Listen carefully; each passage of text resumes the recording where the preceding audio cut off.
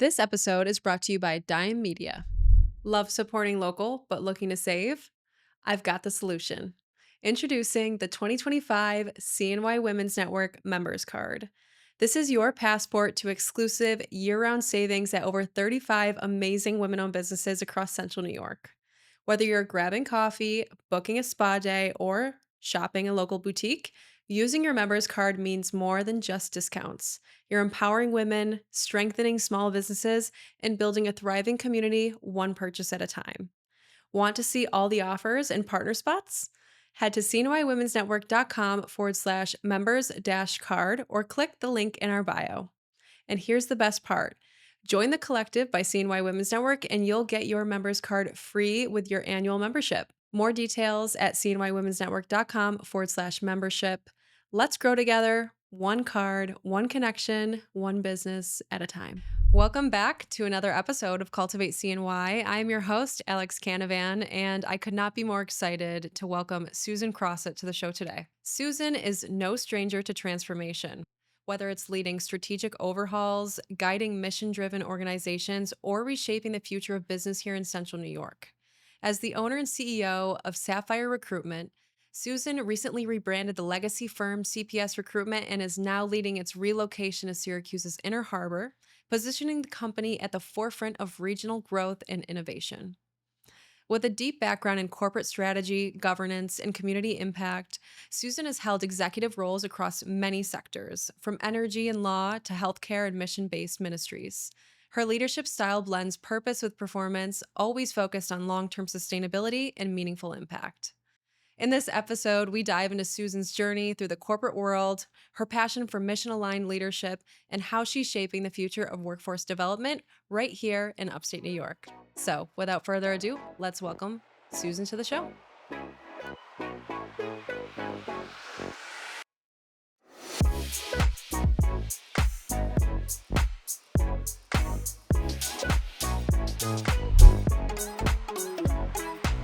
Susan Crossett, welcome to Cultivate CNY. Thank you. I'm excited to be here.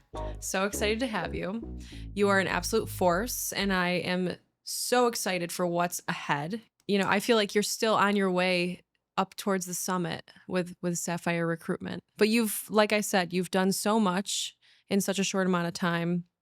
What do you think the biggest characteristic, what do you think has made the biggest difference in your leadership career in terms of what characteristics or habits you've developed along the way? That's a really good question. I think I never thought of myself as a leader in the beginning. And then it kind of gradually dawns on you that, yes, actually, I am leading. One of the things that I really try to demonstrate is listening to people, learning from others, so that you can be a better leader. Early in my career, I had a 360 review and got a great review overall. But one response was, she tries to do it all by herself.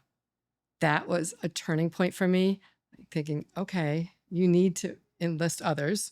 Because I was one of those people, well, I can do it best, I can do it fast, I can do it, quickest. And that's not a good way to lead. So it was a really great lesson for me to have that happen early in my career so that I could take advantage of it. Yeah, I feel like for someone, I mean, that hits home with me. I think a lot of highly competent people kind of naturally fall into leadership, but there's that side of them that is very much like, well, if I want it done quick and right, then I may as well do it myself. But Exactly. I mean, we hear all the time the most important things for leaders to do is to build the team around them. That's what makes a great leader, right? Or a great organization in general. It can't just, It's not one person, it's everybody doing their piece and having trust that it's okay if it doesn't go the way you expect it to, or the outcome is different than what you wanted. If it was a good outcome and people got to learn and demonstrate their abilities, that's what you're looking for. I'm in this phase right now where I have realized that I need support. I've realized that I need more people involved in this thing. But it's been hard for me to navigate who those people are, what types of people are needed. How did you get from being this fiercely independent, highly competent person to a leader that understands the value of the team around her and has been able to build successful teams? It was first what I had just described on the 360, but also at the same time when I was at Niagara Mohawk then, we had an incredible group of support lobbyists. So it wasn't just me being the lobbyist for the company. We had this team of people that I didn't know how to use them. I didn't know how to ask for help. And our general counsel at the time said, Susan, just ask. And that's great. That's great advice right there. Just ask so that you don't have to do it all by yourself. And you really get to hone your skills and learn from others when you go through a process like that. Yeah, Yeah. sometimes we forget that asking is an option. I think that's one of the things I was most reluctant to do is to ask for help and to say, I don't really understand. I don't really know what we're trying to, teach me about this, for example. It took a while. And I think that's a sign of a good leader. Once you learn that, that makes a big difference. Then people, they'll trust you. And if you're interested in what they're doing and how they're doing it, and they want to share with you, that just builds that relationship that's so important going Yeah. forward. Why do you think you struggled with that at first? Probably because I didn't want to appear that I didn't know what I was doing. Yeah, Hmm. a little bit of imposter syndrome. Fake We it till didn't call it you. that then. Yeah. It was just, There were does not she all really these know how to do words. this? Or, Yeah. a lot of listening. I spent a lot of time listening to people, learning just by listening to them describe what they're working on or what their objectives were, that sort of thing. Yeah. Yeah. So now, today, knowing all the things you know, how do you delegate? What is your process for that? Sometimes it comes from the bottom up. So we have an incredibly astute team that are always looking for ways to make our business run more smoothly, improve processes. And, they'll come and say, hey, Susan, we've got this new program we want to try out. What do you think? Well, what are the benefits of it? What's it going to cost? How will it improve the process? Those are the kinds of questions we go through. And that has, I think, given me and our company an edge that we might not have had, because I've learned to let people have the confidence that they can come forward and say, this is what we need to do. And then if we, sometimes we just have to say, no, not now is not the time, or I don't think I see the benefits the way you do, but let's talk it through and figure it out together. What are some of the things you struggled with early on, aside from delegation and asking for help? Were there any other challenges you experienced early on in your leadership journey? Those were the two biggest, and I think they were probably the roadblocks in many ways. I think the third is really telling people what you've accomplished. Uh, I was taught that if you talked about your accomplishments or yourself or what your group or team had done, then that's bragging, and that's not a good thing to do. And that was one of the things that you struggle with. The work is going to speak for itself. Mm. You don't have to tell anybody about it. It'll show up. People will recognize it. That's not necessarily true. Not in today's day and age, right? And even then, even when I first started out, it wasn't. Yeah. You have to remind people You do. what you've done. And They'll I was forget. lucky that I had bosses that did recognize what I was doing at the time. But it's not. But then it only goes so far. If just the next layer knows, then how is that going to go further up? Did you ever have to ask for help when it came to career advancement? Like, how do I get to this next level? I can see myself being here, but maybe you're hearing the word no or seeing resistance. I was recruited for every job that I've had, so not necessarily. For the jobs that I wanted that I didn't get, there were two big ones. And it was one of those, my name was in the mix for one, and the organization changed their mind on the direction they wanted to go to. And I said, what could I have done differently? And that was early on. That was at Carrier Corporation. So I did ask for advice after that interview. And the key was I didn't have a master's degree, and the other person had a master's degree. Both of us were asked to interview for the job. Okay. So kind of even there. And I thought, well, why did he get it and I didn't get it? So that was the answer. So then the next thing I did was I went to Syracuse and got my MPA. And that's what you do when someone tells you that, right? You have to find what's the other way. Yeah. Yeah. Well, that's interesting how you were both asked to interview, but if that was a precursor that they knew would be the deciding factor and they knew you didn't have that, that's an interesting perspective. I just accepted it. Well, if anyone's watching on YouTube right now,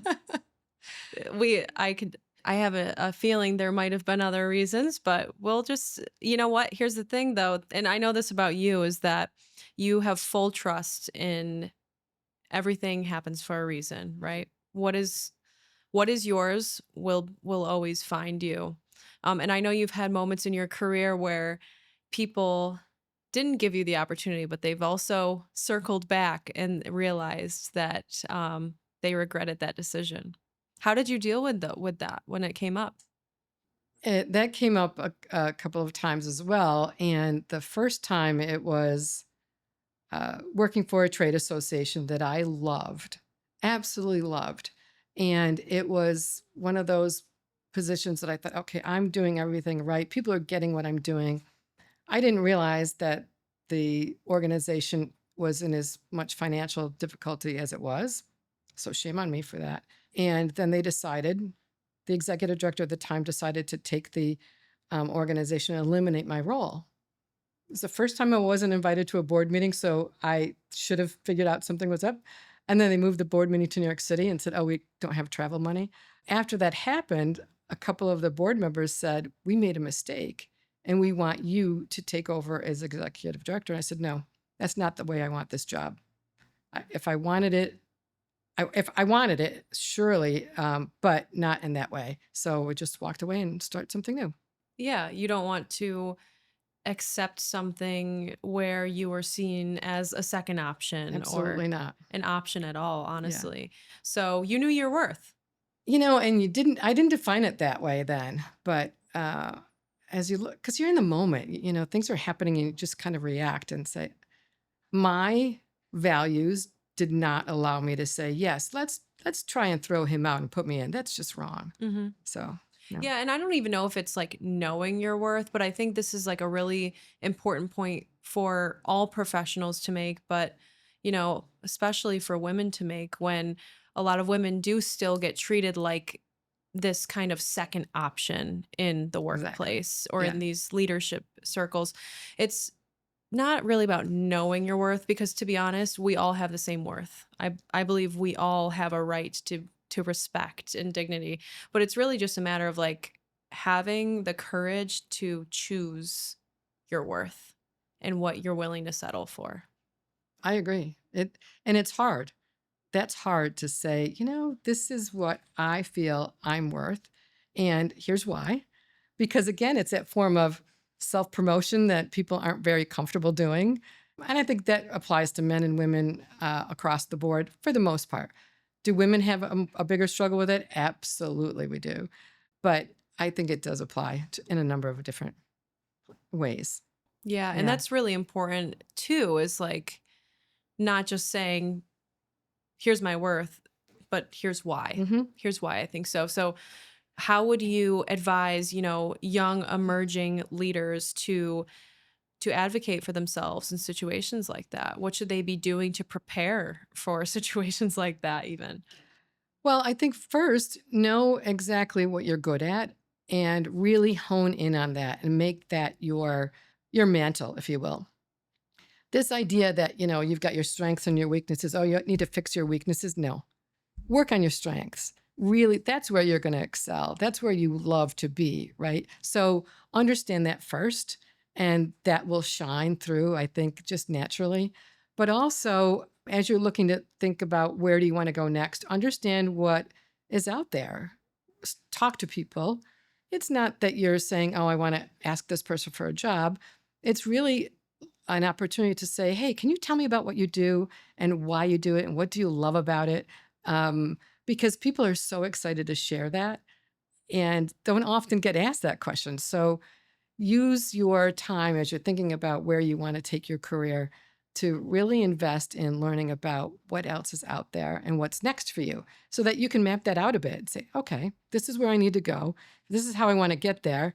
Maybe I do need that master's degree to get to the next step. Yeah, Yeah, absolutely. And there's nothing wrong with trying, right? I not at think all. that's that's where a lot of people may get held back a bit, is because they're not really willing to try something new or even make a decision on a career path. We hear this happening a lot now. Is I went to school for 6 years and I don't even want to do this And anymore. that's okay. That's okay. Yeah. It's not a straight line. You and I talked about that the other day. Today, I don't believe that anyone is cut out. Well, maybe there are people, but a straight line that you're going to do this from the time that you graduate until you end your career. Even if you stay in the same industry and you stay in management, you're going to branch out and do different things, right? Hmm. But maybe it's you decide, okay, I'm really not cut out for this, or it doesn't make me happy. We've got some people in our family that decided they were going to be in finance, absolutely hated it.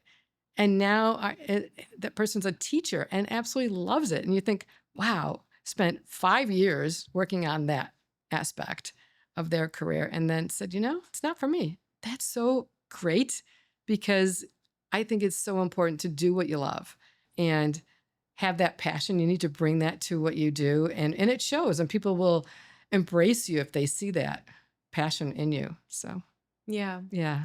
You've done a lot of things in your career. And I think, being a leader requires a lot of different skills and strengths. But what do you think you're best at when it comes to leadership? Where do you really thrive? I think I am best at bringing the right people together to accomplish the goal. I've done a lot of different things, as you and I've talked about, but knowing who to ask to help you with the task, because I can see the goal, I can see the end vision, but you need to bring everybody together, and you need to understand it may take folks a little longer to come along with you towards that goal than others, and how do you make that happen? So, for an example, we had to close a school in Hawaii that I was working with. And it was a very, very emotional thing. It took a long time for the board to come around to the idea that it needed to close, not just for financial reasons, but also the future of where things were going there. So, but it took us 2.5, almost 3 years to get that done. But in the end, almost every single person involved was okay with the decision. I could have easily just said, all right, we're going to close tomorrow. I had that authority, but it didn't make any sense to do it like that. You just leave too much damage in your wake. I think that's where I struggle. Is I have this vision of this new project I want to start or this event I want to host, and I can see even the effect it'll have on the community or people afterwards, but understanding that before, and I'm such a doer where it's like I Hmm. can't wait to just get started, and I have no problem diving in head first. But now that I'm becoming a more mature leader that understands, oh wow, things take a lot more time than I think they are going to. Things take a lot more work than I think they're going to. So now I'm trying to figure out, what does my process look like from having this idea and building the infrastructure for the project, which includes the people, right? Who's Hmm. going to carry this out? Because I know I'm capable of carrying things out, but But you can't do it all by but you, yourself. you just can't, especially when you want to do all these Yeah. things at the same time. And I think, I give myself grace because I'm like, you've spent the past 2 years networking and meeting people. Like when you started this thing, you didn't have the people. They just And simply now weren't look at there. this, But now sold out conferences. That's a pretty cool thing.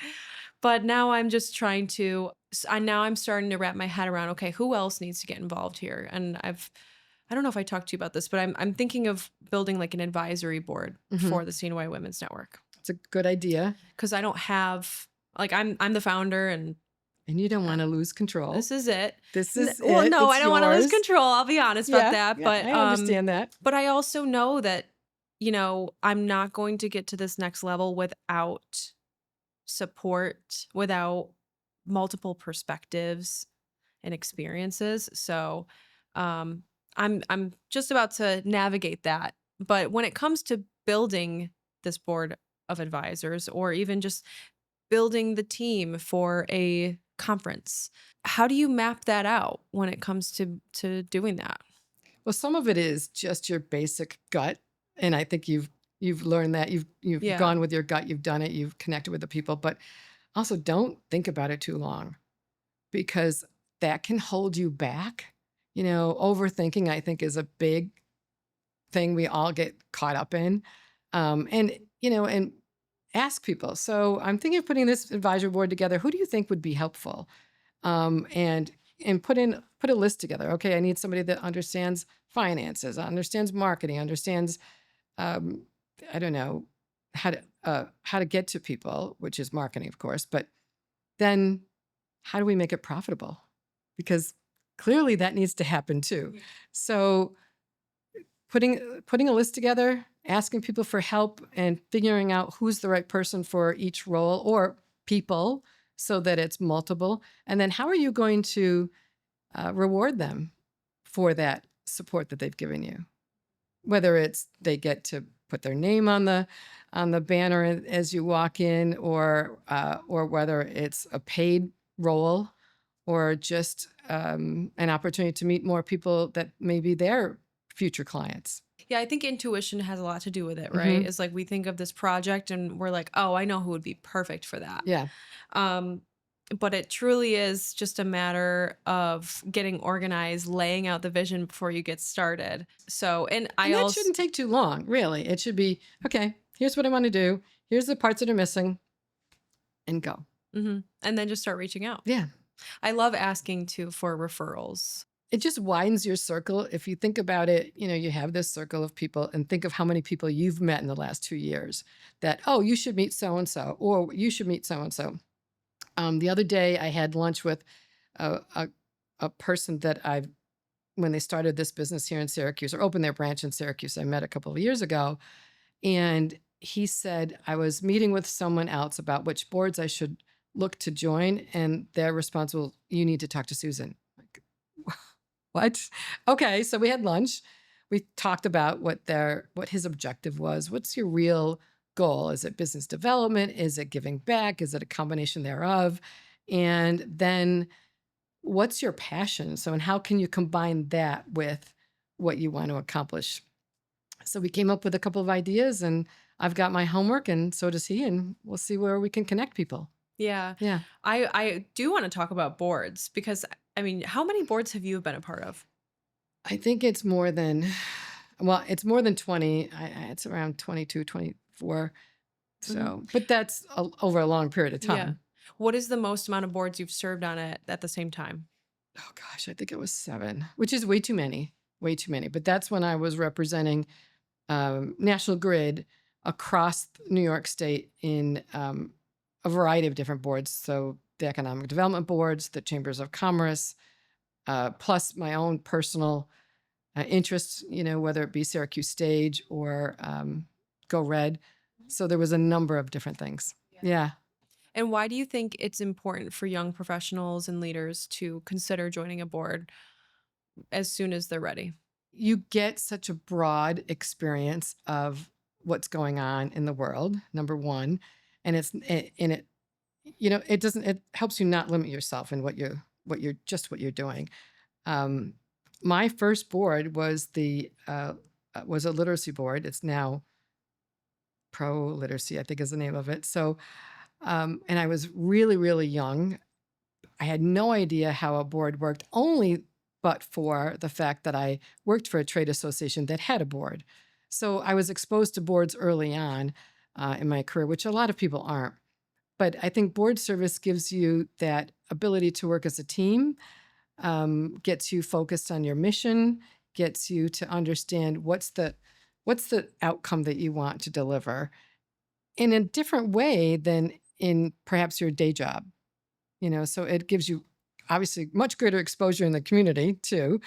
And then there's a number of organizations that will help you develop your board skills before you even get asked to serve on a board.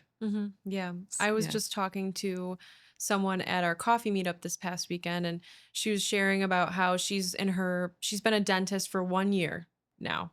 And she spent the last 8 years in school, right? Mm-hmm.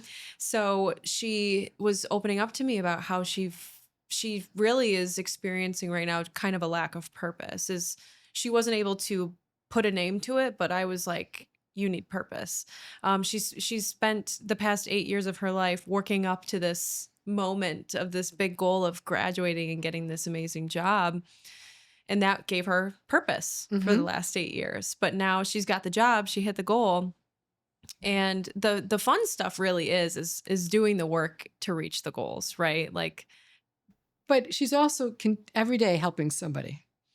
It's absolutely. also what's your perspective on how you look at what you do?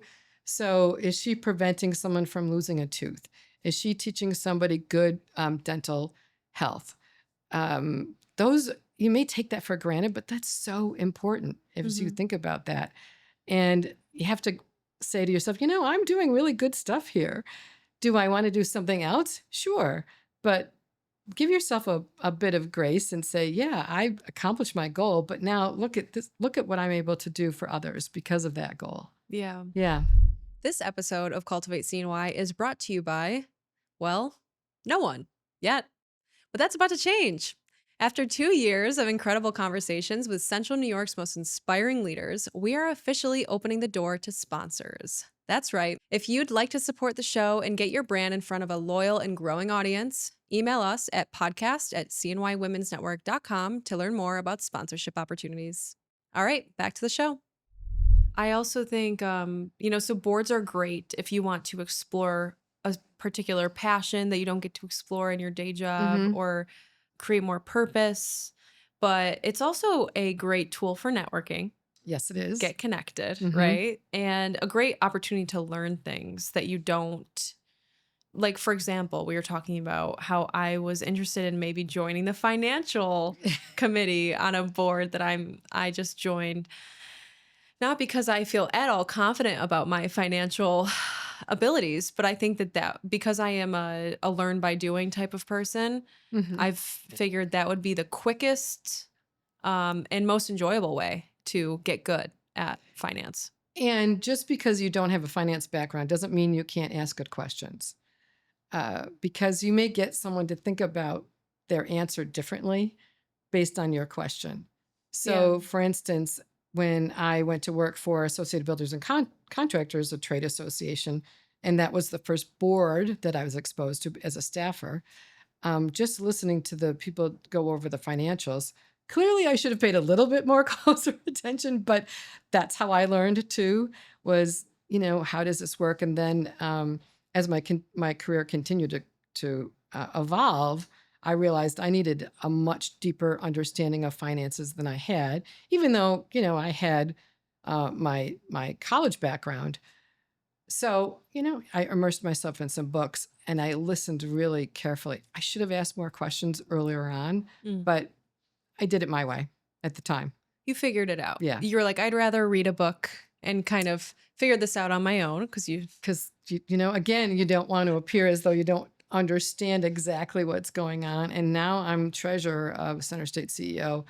And that's like, what, me? Why? Yeah, I'm you not would an have. economist, although I've got, some accounting, economic background in school and so forth. But Yeah, yeah, absolutely. And that must be a really cool position to be in, just to see what's going on and how it's this economy is truly changing and developing. it's really exciting to be in Syracuse right now.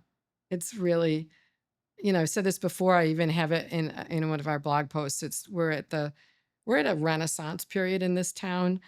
We've had some industry growth, clearly, and a lot of it people don't know much about, whether it be the drone industry or all the defense contractors have continued to grow in this region. A lot of engineering needs, right? Certainly healthcare has continued to grow. But now we're back to I think, the innovative part of Syracuse that was always part of us from the Willis Carrier days. There's these industries that are coming in that are very specialized Hmm. and, are clearly going to create opportunities for specific groups of people and professionals, right?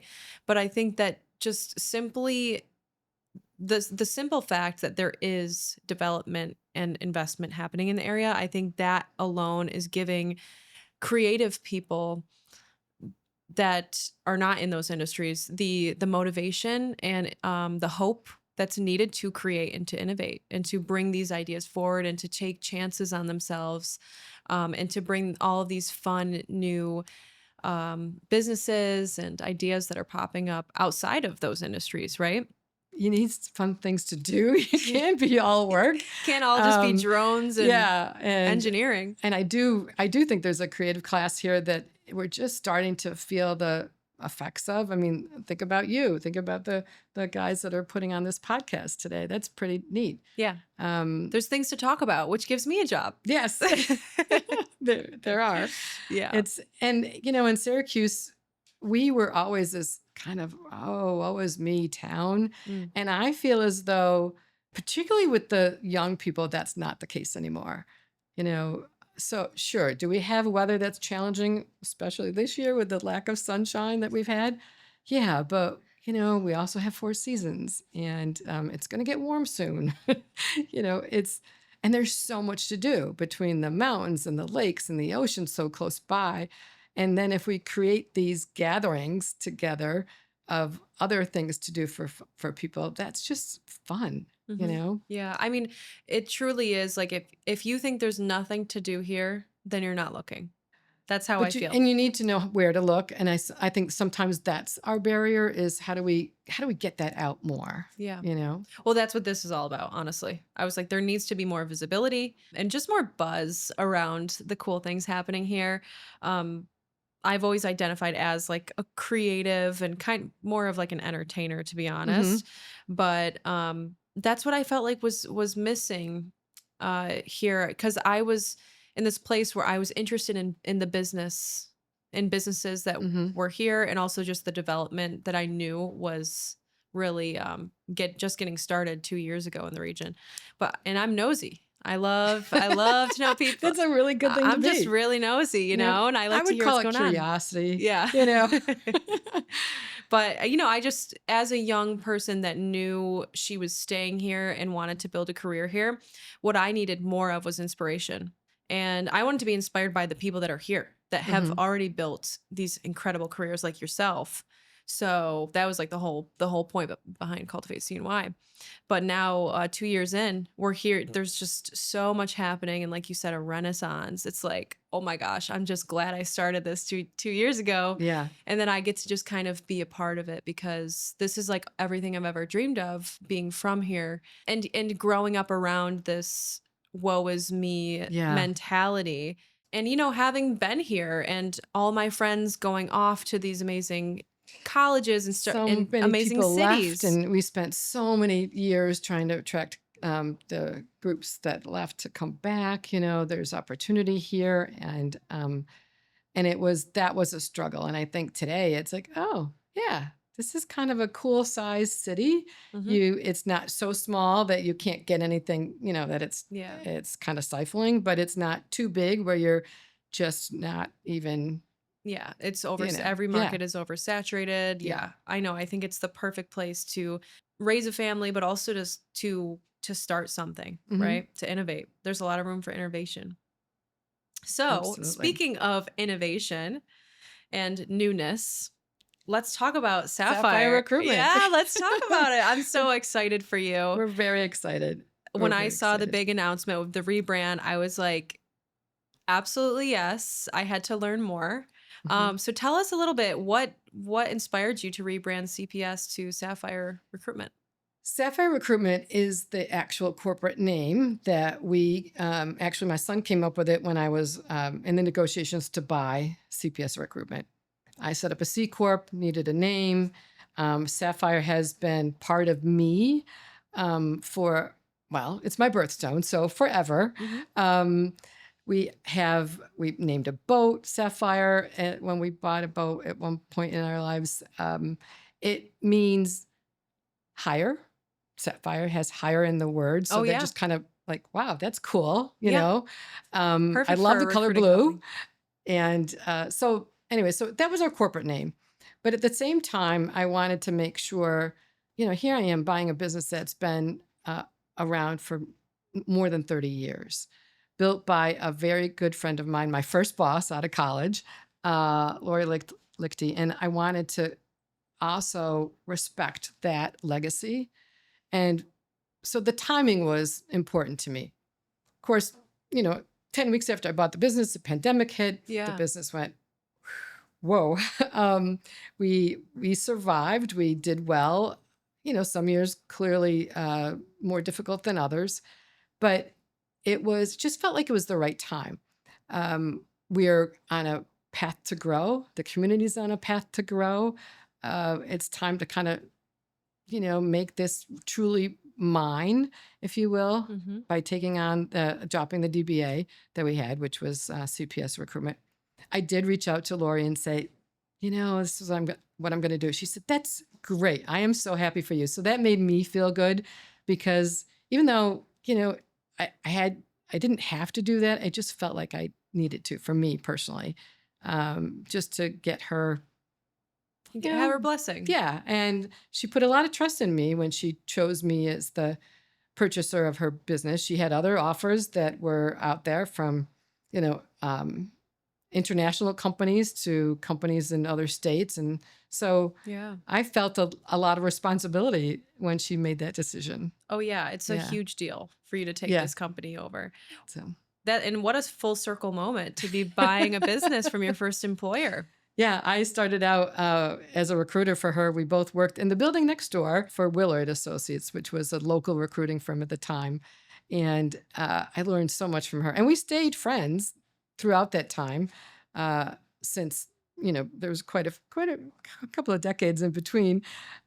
So she was actually the first person to reach out to me when I decided to leave National Grid and say, hey, I need some help with my business. Will you come over and can we chat? And I'm like, sure. Okay. Yeah. So, I mean, like I said, you've spent so much of your career in these leadership positions, but what do you think the biggest change in yourself has been since becoming a CEO, right? Has there Hmm. been any differences or are you still I, leading the same way? I'm definitely not leading the same way. I think that really truly understanding the decision is mine, all mine. Obviously, I truly rely on the team so that we can make these things decisions together. But at the end of the day, I have to put my resources on the line, which I did. Um, it's a bit daunting, but yeah, it's a different feeling than you're CEO of even when I was CEO of the not for profit, not the same. It's not the same.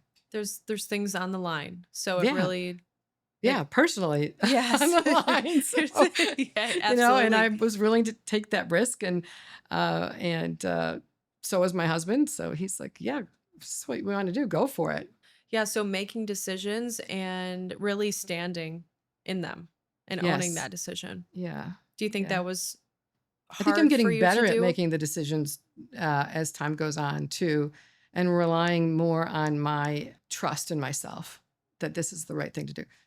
Moving was a big decision. Rebranding was a big Yeah. decision. You guys are taking this rebrand very seriously. I love it. I Absolutely. love that you guys are moving Hmm. into the Inner Harbor area. It's such a lovely area, and I think your employees are going to be very happy there too. We're so excited. Core has done a beautiful job of building the building we're going to, Iron Pier, which is where we're going. And we've got this corner spot. It's a lot less space than we currently have. So we're going to feel hopefully more connected to one another because we'll be able to be right there together. But it's beautiful space. And like you said, the amenities there, we've got a gym next door that we'll have access to. We have the bakery, the coffee shop, the brewery, the walking trails. The aquarium will be up soon. I think it's a region, a part of the city that is absolutely our future. And not to say that downtown isn't great. I love downtown. I spent a lot of time here, but this is kind of the best of both worlds. We're now out in the suburbs. I love the suburbs, but we like to walk and be Yep. connected to our community.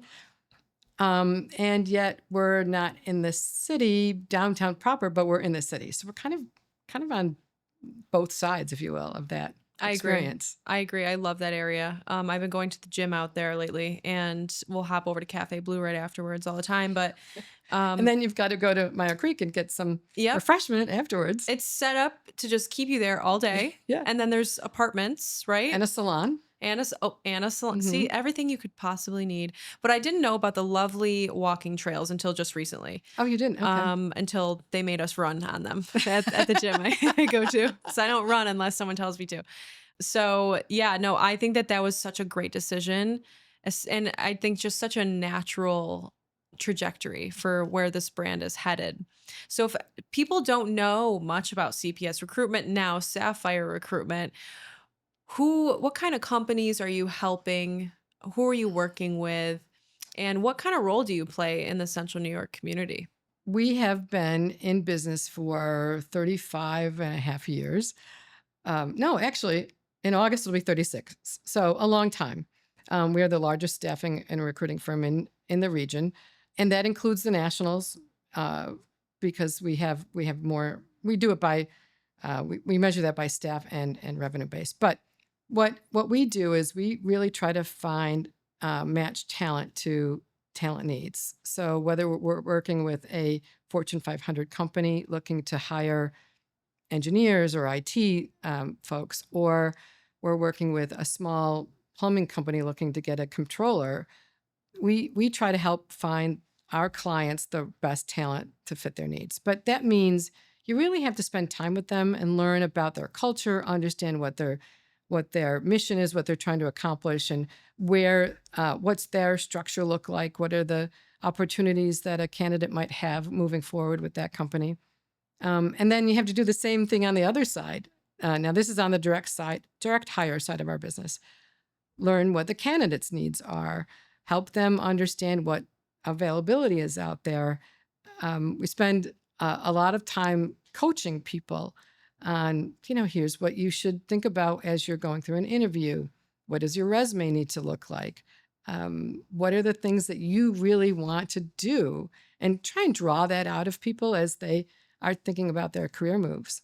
So we work with, like I said, pretty much, and I won't name them because I'm not sure if people would want us to, but every major firm here in town we work with. And we also work with the small companies. We work with some startups. So whether it's, giving seminars on, okay, this is kind of how you find talent Mm, that's through cool. through the Tech Garden, now the Innovation Center, we do that too. And then on the temporary side, we provide companies with talent as maybe they're ramping up, for instance. They just came here. Tractor Supply is a great example. They're out in the Mohawk Valley region. They needed to hire, I don't know, 200 people really quickly to help staff their big warehouse that they were opening. So we had the capability of doing that, finding them the folks that are interested in doing that work. Um, or maybe it's a warehouse that needs staffing.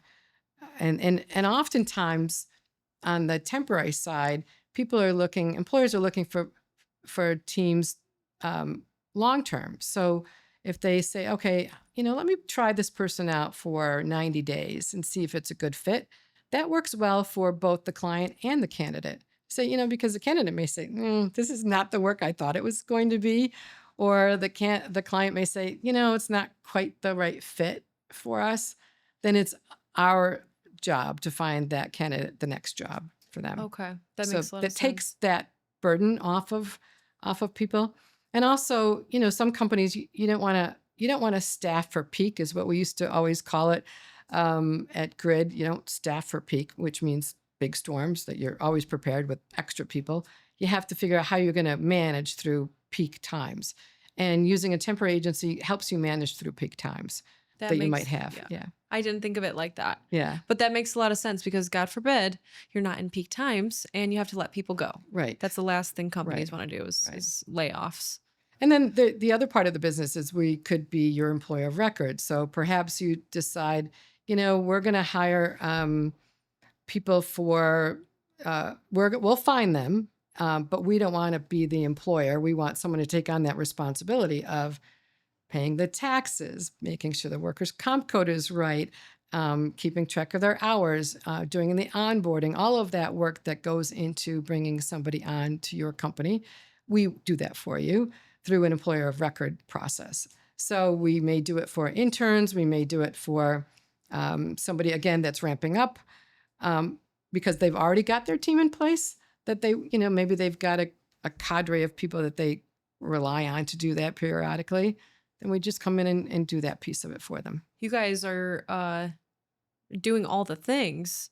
Is this, this level of care for your clients, both on the, on the client and the employee side, or what? Sorry, how We do call it candidate. Yeah. the candidate? hmm Do most staffing agencies spend that much time with people? There's two ways of doing this business.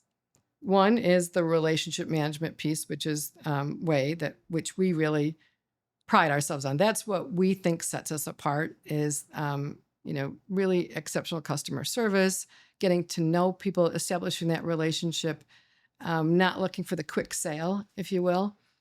And then there's a transactional piece, which is working through, a vendor management system that some of our clients have gone to, especially the really big multinational clients.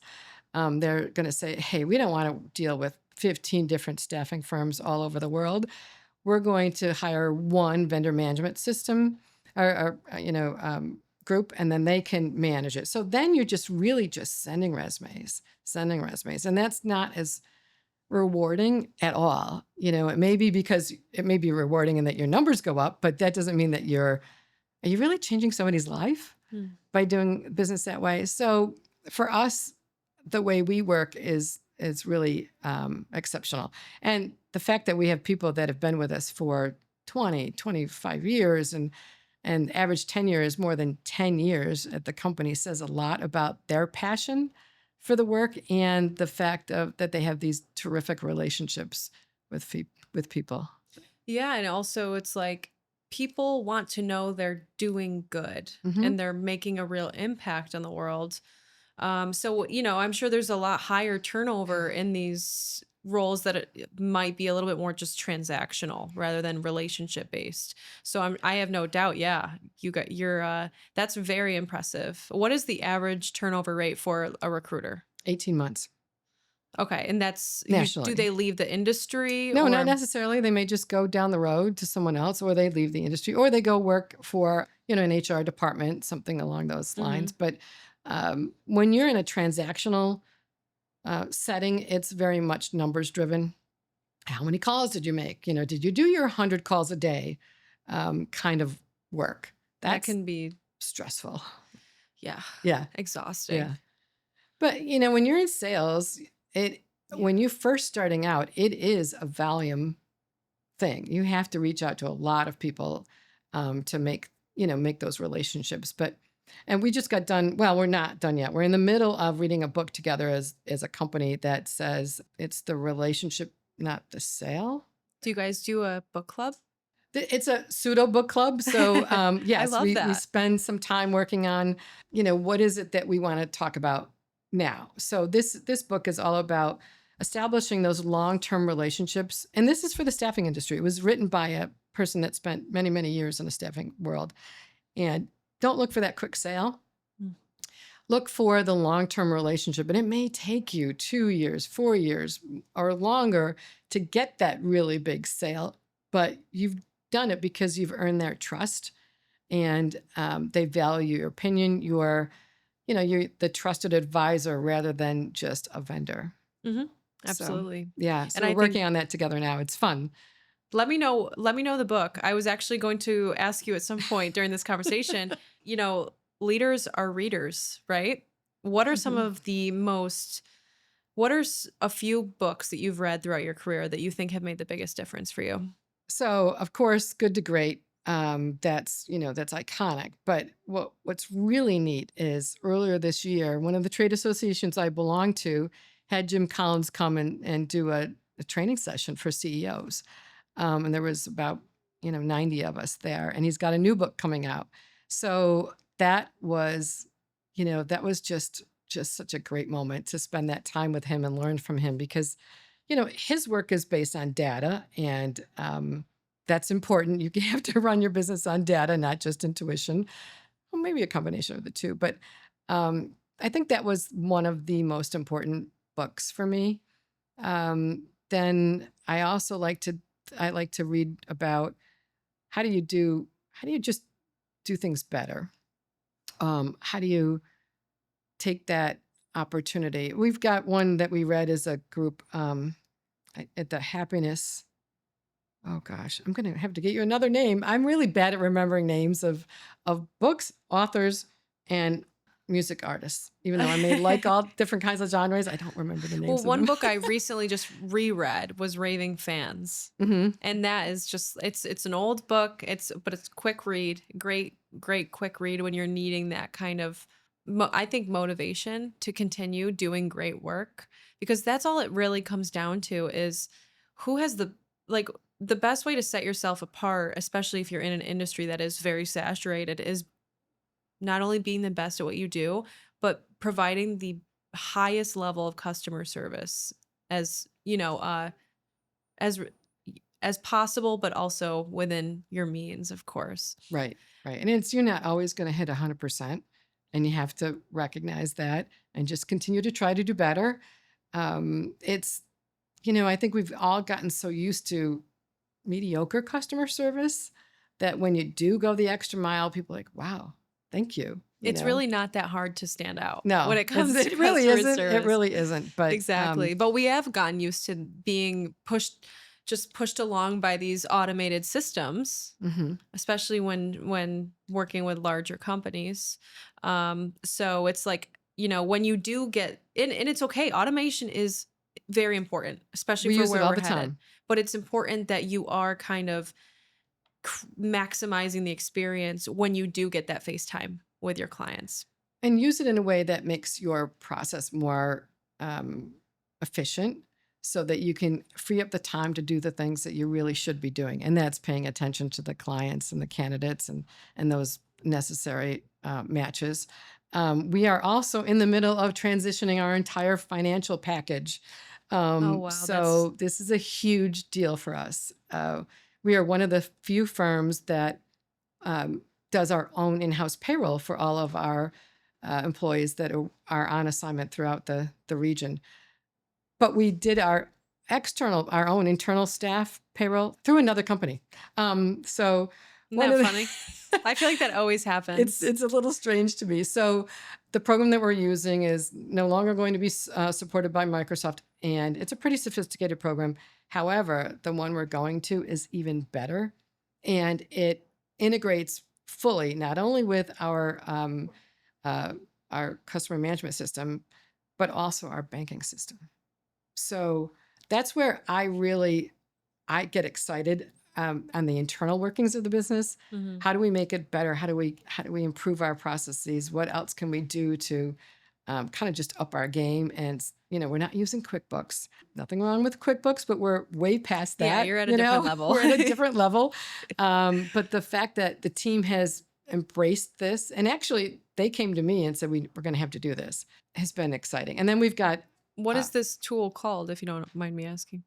Business Central. Business. It's another Microsoft tool, but it's a different version. And then we have to have Green Shades, which is another program that sits in between. I mean, there's all of these different Mhm. integrated Yeah. programs, but the key for me is I want them all to work on the same platform. I don't want us to do things 4 times because we haven't spent the time and energy and resources to integrate in a much more cohesive way. Yeah, especially if you are I'm in this there's so many things going on. I feel like I'm in a bunch of different periods right now. But one of my things is like, okay, what are all the tools we are paying for? What are we and aren't we working? Can we consolidate and what tools do we want to continue working and are we using them to the fullest And capabilities we that they do offer? that last year. We do what's called a tech stack benchmark against other companies in the country. So we belong to a national, actually, it's an international association for staffing firms. It's called Staffing Industry Analyst. And they are all about where do you sit kind of thing.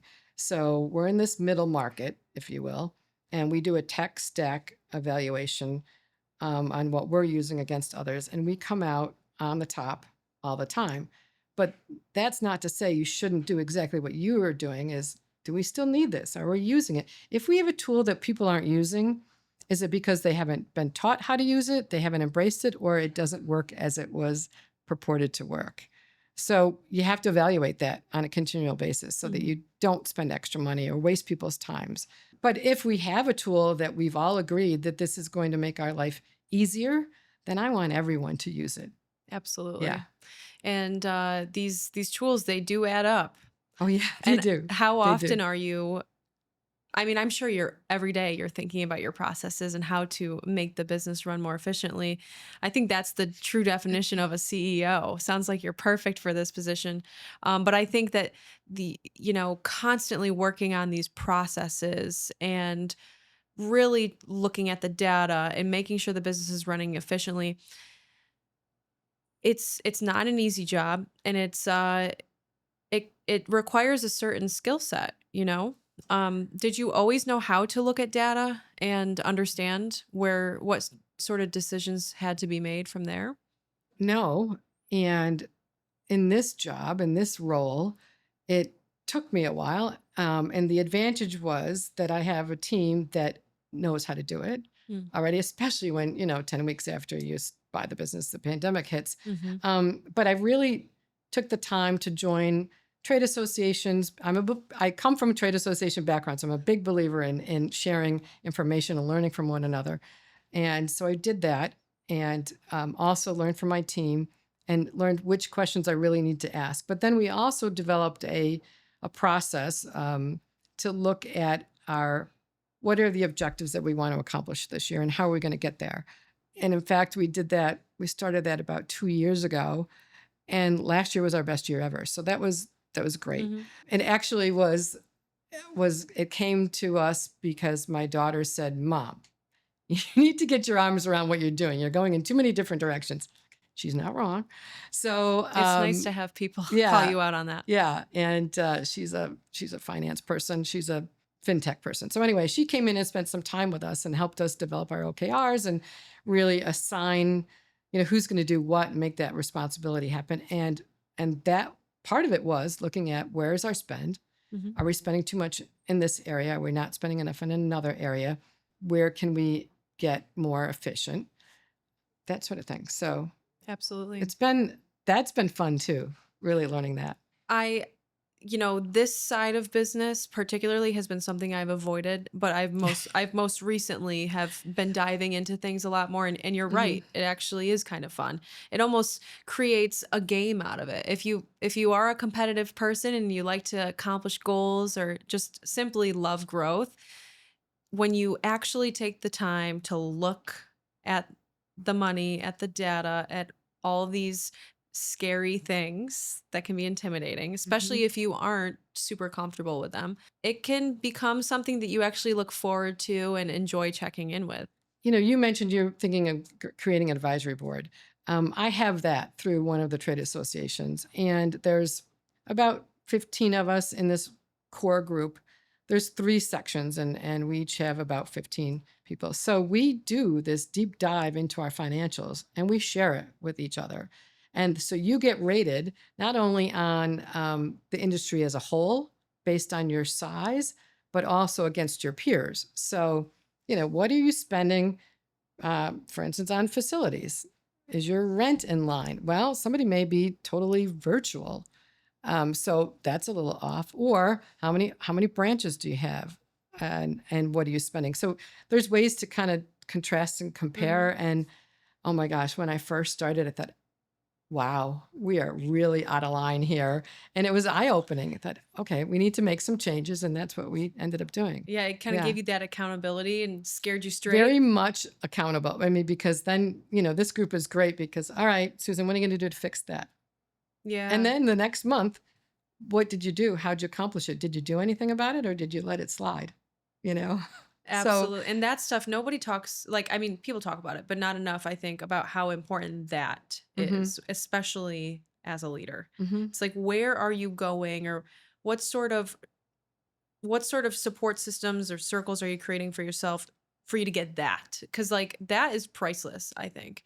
I mean, that is market research, mentor, like business coaching, accountability all in one, hmm especially when you get to truly like see the numbers. I think there's so much power in obviously community and finding a community for yourself, but when you're trying to build a business, it is especially important for you to have friends in the same industry doing the same things as you.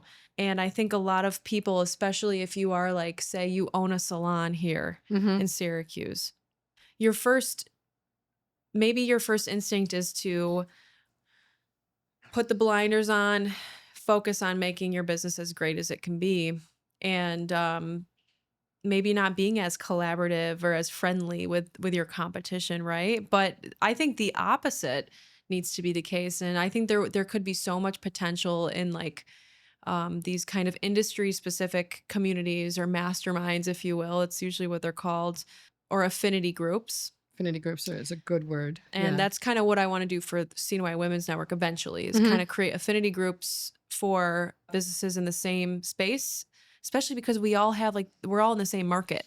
Well, and very often people belong to their trade associations, and that is the way that we created those groups early on. Now, to me, an affinity group is much more localized. So it gives you the chance to say, hey, so and so, you're doing this successfully. I want to do it too. We share? Or, you know what? I've got this big project coming up and I need some help. Can we collaborate? We do that too. Yeah. So it makes a big difference. Yeah, I Yeah. love that. There's so much room for collaboration, and why build something from the ground up yourself when you could just, Well, and I didn't. Clearly, I didn't. well, you know, it was built before I bought it, and I get to help shape its future. yeah, I've just been talking to so many people about collaboration lately, and we're thinking of launching like a run club, like a women's run club hmm next year. hmm We have a walking club, and run clubs have become such a thing. So we've been thinking of it. But I recently met someone that already runs and coaches a run club for women in Central New York. And you did know about it. And I had no idea. hmm And now we're going to talk about partnering, because why would I compete with her? We could sponsor Or just hers, make it bigger, and hmm exactly, and just go from hmm there. Work smarter, not harder, right? Absolutely. Absolutely. So what's next for Sapphire Recruitment outside of this huge rebrand? I mean, what's going on for the rest of 2025? So, a couple of years ago, we decided that advanced manufacturing was a core competency that we wanted to really lean into. We had it a little bit, but we've really spent a lot of time developing our own capabilities and understanding what that means. What does that mean for our region? So we're going to continue to grow that part of our business. And can you elaborate on that a little So bit? advanced manufacturing may mean CNC machinery. Helping folks understand what the opportunities are in this region in manufacturing is part of what we're trying to Yeah. be helpful with. But also being the recruiter that knows that work and can help Mm. make those matches out there. So we've leaned into that in a big way. So we participate in a lot of roundtables. We're working with OCC on some scholarship development that we're going to talk about in a few months. The particular recruiter who's done an exceptional job of leading that is she goes out and she talks to different young people's groups, whether it's at school or at community college or just a job fair. What are the opportunities out there so we can really get people interested in having a really good career here? There's opportunity that we are not taking advantage of yet. So leaning into that, how can we play a role to help bring people into the success of the region, no matter what their background is? Yeah. We really think that that's important. And it's really just, I think, starts with just having conversations, hmm just like this one. hmm What are, if, it's for me, I am well aware how crucial manufacturing is already and is going to be in this It has region. been for a long time. Look at MACNY. They've been around more Exactly. than 100 years. Are you So guys partnering with Macne in any way? we've been members of. I used to work at MACNY, Yeah. so and I sat on the board for a while. I have a strong affinity for MACNY. In fact, some of our team are there this morning at a meeting there. So yeah, we're very involved. It's a If great organization. Oh, amazing. And they also have a pretty robust program for training They and have a great attracting apprenticeship training program. Yep. women into manufacturing. There's a lot of opportunity there. STEM and STEAM. So I think that's, we spent a lot of time in my early days at MACNY trying to explain to people the kinds of opportunities there are and that manufacturing um, is a rewarding career and trying to get, you really have to start very, very young, teaching people what STEM is and what STEAM is. And then also making sure the guidance counselors know about it and the teachers and Yeah. that how do you get that direction. So I'm excited for the STEAM school to open.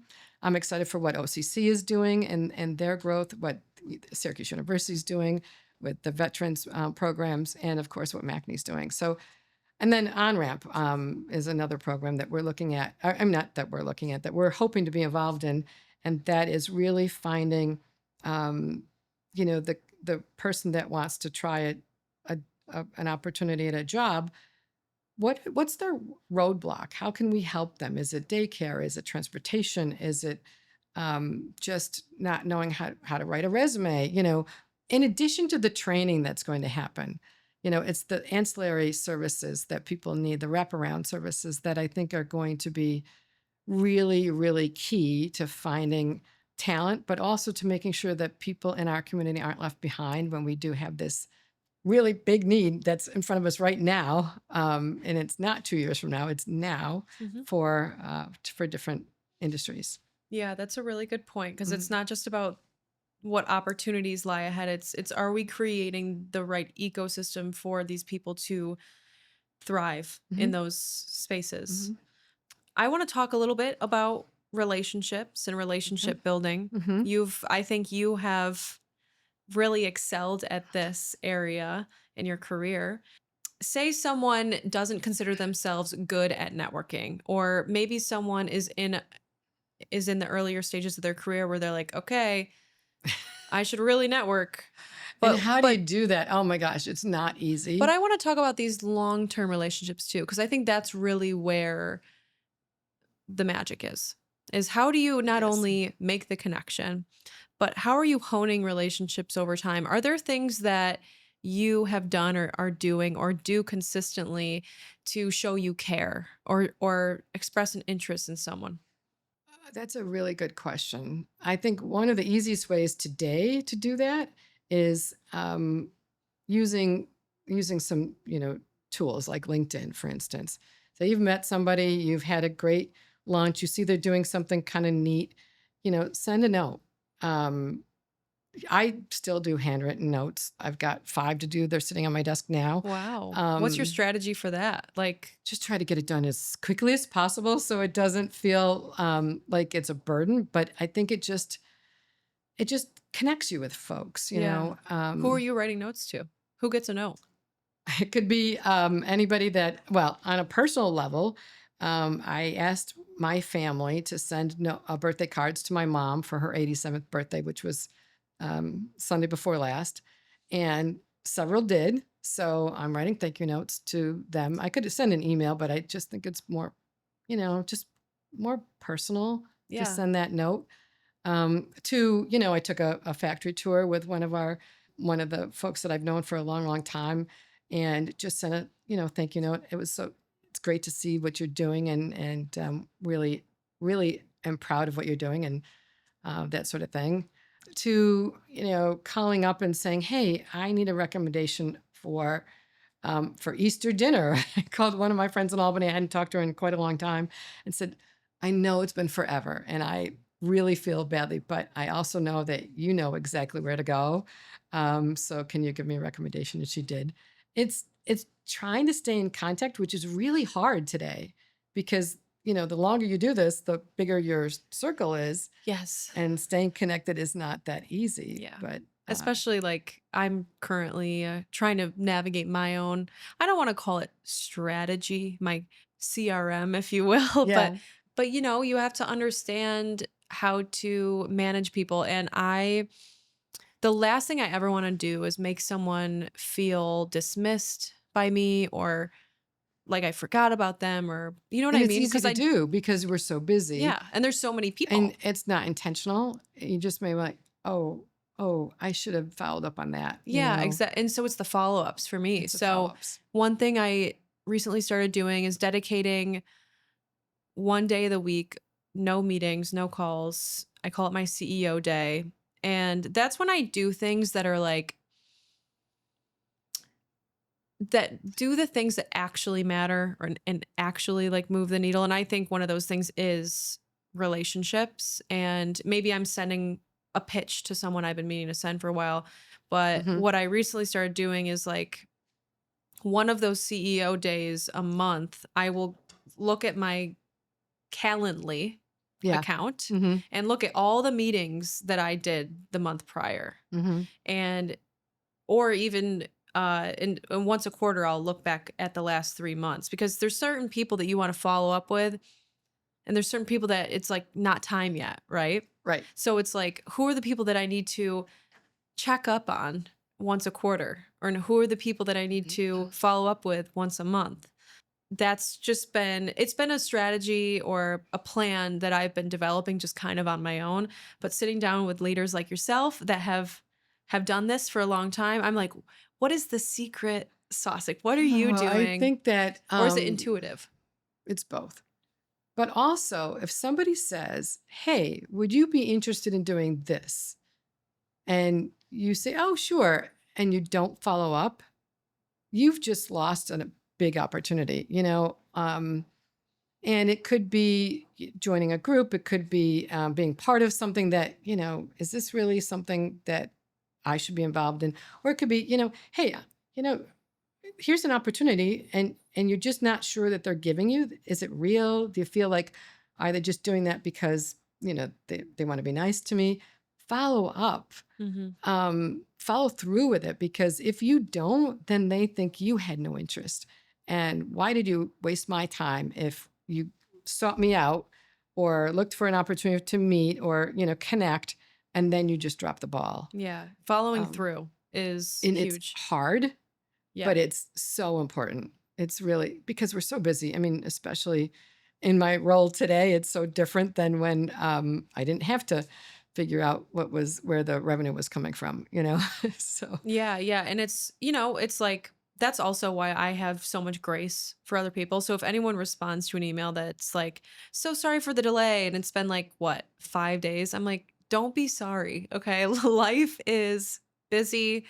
And I just hope that people have the same level of grace for me because it's hard to stay on top of the inbox yeah, and reply to all the things within a certain amount of time. I feel yeah. like that's one of the things that are constantly weighing on me is like, did I respond fast enough?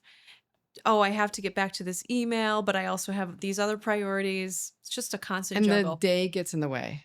So I really admire the fact that you put aside time, because that's really, all the books say you should do that, and actually doing it is harder Yeah. than not, I mean, it's easy you to know, like block it out on the calendar, but it's another thing when it to comes actually doing it. time Yeah. to do this stuff and sit Hmm. down. It's really easy to say, oh my gosh, no meetings. I'm going to have a great day. But it's, yeah, no, it's Hmm.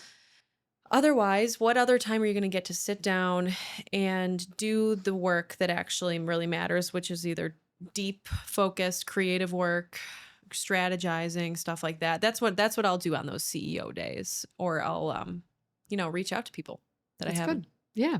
Yeah. So, how do you envision the future of Sapphire Recruitment? Give us, you know, 2030. Where do you see it? 2030, we continue to be the leader in our space, in our region, expanded from, my goal would be Westchester to Buffalo. Okay. I really think staying focused in New York is our sweet spot. People say, "Oh my gosh, New York is so hard to do business in." It's the only thing I know. Well, actually, I worked in Massachusetts, obviously for National Grid, but and Carrier, I worked for other. But this is my home. I know New York. I know how it works. I know it can be daunting, but you know what? That gives us an advantage that I do know how to work in New York. But I also think that there's so many different moving parts in New York. It's fun. It's exciting. Different industries and different parts of the region are popping up, and I just want to be a part of it. Yeah, Yeah. absolutely. It's a headache for some, but for you, it's fun. Yeah, I like it. I mean, it's when people say, "Oh, how do you work in New York?" I say, "Well, if I can work in New York, I can work in California, I can work in Chicago, I can work in different You places, can work but anywhere. I like working here." Yeah. So, yeah. Well, Central New York is most certainly lucky to have you. Well, And thank you. it's been an absolute pleasure to sit down with you again, and I hope we have many more coffee meets in the future. Thank you, Alex. It's been fun. I appreciate you. Where can people find you, connect with you, or support you? So, our new website URL is hiresapphire.com. Yeah, HireSapphire.com. hiresapphire.com. Pretty easy. Pretty Yeah, easy to remember, especially when hire is in the word right. sapphire. Right? Right. We'll be sure to include all of those links in We the show will. notes. We'll include a link to your LinkedIn if someone listened to this and really wants to connect with you. I'm sure you're going to inspire so many people. And yeah, it's been a pleasure, Susan. Thanks for Been joining fun. me. Thank you. Whether this is your first time tuning in or you've been listening since the beginning, I do not take it for granted. When I started this podcast, I honestly didn't know where it would go. I just knew that I wanted to have real conversations with people doing meaningful work right here in Central New York. 2 years in, this still feels like a dream, but I also know that we are just getting started. If you enjoy what we do here, please join the 32% of people who tune into the show regularly and follow us on this app. And here's my promise to you: I'll keep showing up with my whole heart. I'll keep inviting guests who inspire me and asking the questions that I know matter most to people like us, people building something right here in CNY. So thank you for being a part of this.